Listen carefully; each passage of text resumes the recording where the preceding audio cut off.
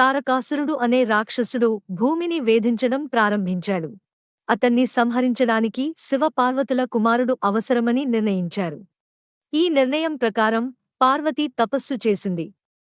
ఆ తపస్సు ఫలితంగా వచ్చిన శక్తిని అగ్నిదేవుడు తీసుకువెళ్లి గంగానదిలో వదిలాడు.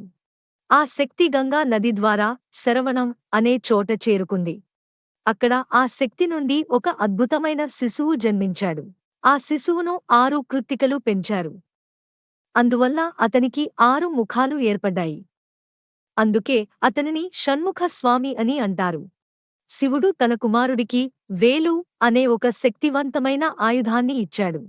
కేవలం 5 నెలల వయసులో ఉన్న ఆ బాలుడు తారకాసురుడితో యుద్ధం చేయడానికి బయలుదేరాడు. ఆ యుద్ధంలో అతను తన వేలు ఆయుధంతో తారకాసురుడిని సంహరించాడు.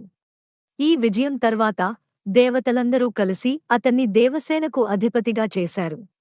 ఈ దేవసేనాధిపతి స్కందుడు, కార్తికేయుడు, కుమారస్వామి, మురుగన్ వంటి పేర్లతో ప్రసిద్ధి చెందాడు.